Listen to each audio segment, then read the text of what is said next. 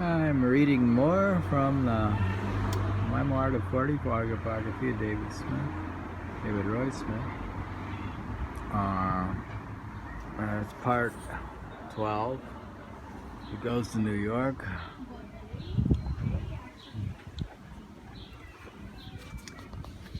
There's a birthday party next door. Having gone, it's 1981, having gone to California and Chicago, the next trip had to be, you guessed it, New York City. Again, I took a train to New York and stayed at just the YMCA, Upper West Side, and the East Side, the 3rd Avenue. I met a girl from Australia who would sell her jewelry on the street to raise funds. Nice girl. I remember eating at the Bombay Palace on 52nd Street.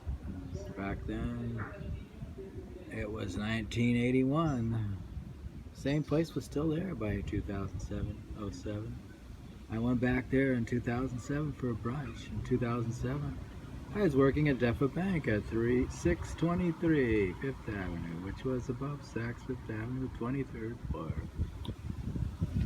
At 50th and 5th Avenue. In 1981, I was 21. Towards the end of my 2 weeks of fun with the Australian girl, I got serious and called around for a job.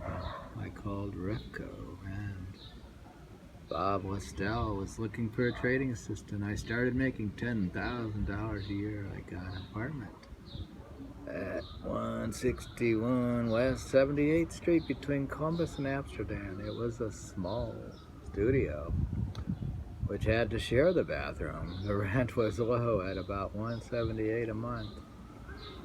It was a bold move, as I didn't know anyone in New York City. But I had a job. The Australian girl went back to Australia. I worked at 4 World Trade Center on the 7th floor. Refco was a commodity broker, and Bob Lostal would trade sugar. He was from Cuba. I made friends at work. I had a musician friend from Brooklyn.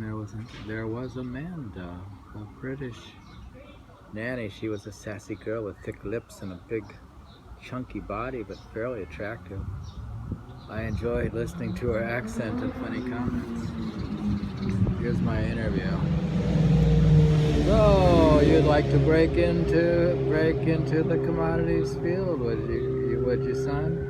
Yes, sir. I sort of had my heart set on it.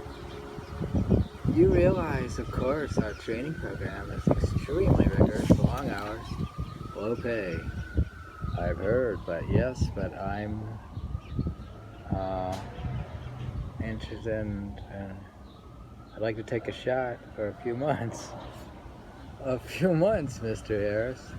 Right, after that I'd like to take a year off. I need some time to grow.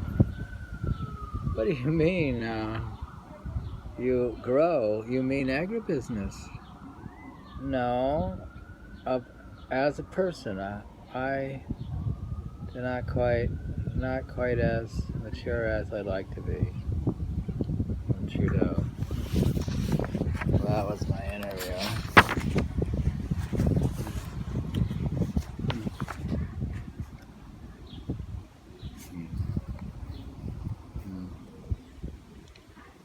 Oh, a guy from work through a guy from work who was an actor. I met an actress, Susan Rasmussen. She was an attractive redhead who looked like Julianne Moore. I went to a few of her off-Broadway shows. When we had sex, she would make a lot of noise. She would scream. When done, she would put on her roller skates and skate away from my pad at 78th Street. I still remember when I passed Mama Theater on 4th Street and PP Restaurant. I often went to Central Park on weekends at Sheep's Meadow and sunned myself and read the New York Times. I even got the Times late on Saturday night so I could Stayed a bit on Saturday night. Mom and Dad and my little brother once came to visit me in New York. We had lunch. The windows on the world, the World Trade Center. Susan went with me to the Refco summer party on Fire Island. We may have been the lowest ranking employee, but at least I had the most beautiful woman date at the party, which gave me some consolation. The Refco Christmas party was at the tavern on the Green in Central Park. It was the year 1981, which was one of the wildest rides in the commodity prices. Long bond rates had risen to the unprecedented 17%. Bob Lostal had the Campbell Soup and Lipton accounts. The broker only needed a few big accounts to make a living. I was updating the Commodity Perspective magazine bar charts. This was the time just before charting was automatic. The richest brokers had an ATP machine with the real-time tick data. While I was shy and quiet when I came to New York, that had to change. One cannot survive in New York without being assertive and speaking loudly. At the deli across the street from the World Trade Center, sandwiches were delivered in like 30 seconds with men standing in place making the sandwiches, then throwing them to the cashier. If you did not know what you wanted in the first split second, then ordering, you would just skip you and go to the next person. Thus, things were fast in New York. By now, I had been initiated at 20 and was 25 in New York City, and the year was 1981. Some days I worked on the floor of the coffee, cocoa, sugar exchange. There I am.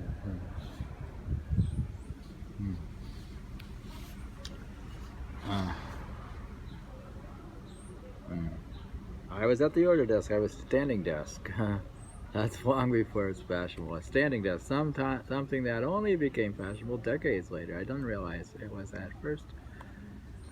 Big Refco was one of the biggest futures brokers with the biggest accounts. The journalist Mark Marison said Refco was famous in the markets for its wild and woolly culture. The man in the article was Phil Bennett.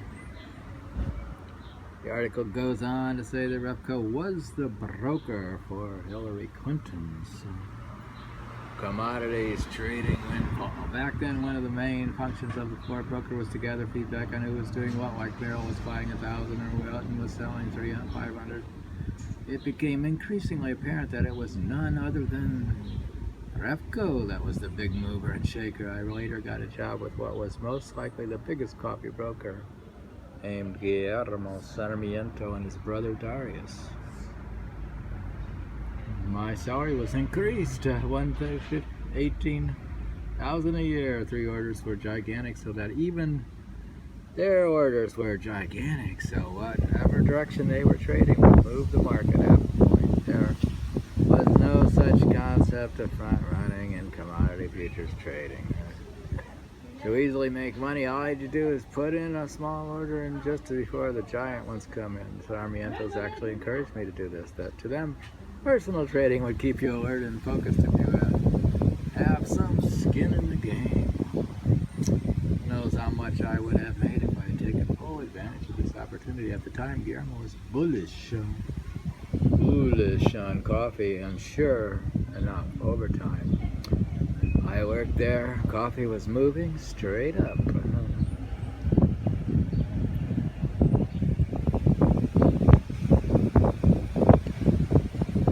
There I am on trading for pretty young, 25.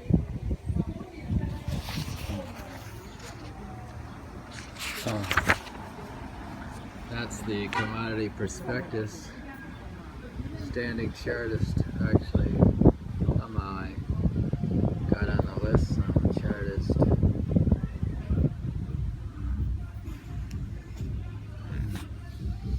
There's my map of the Upper West Side where my apartment was. There's Amanda's house, Whiteness house, Gray's Papaya.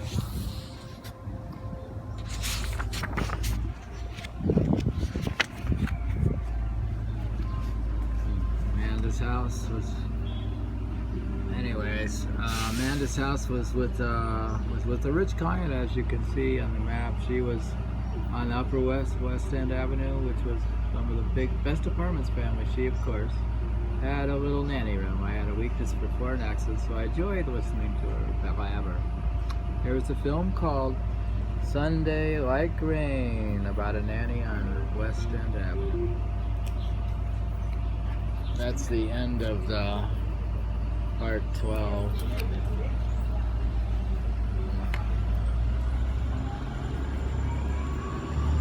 That was sort of like Refco job,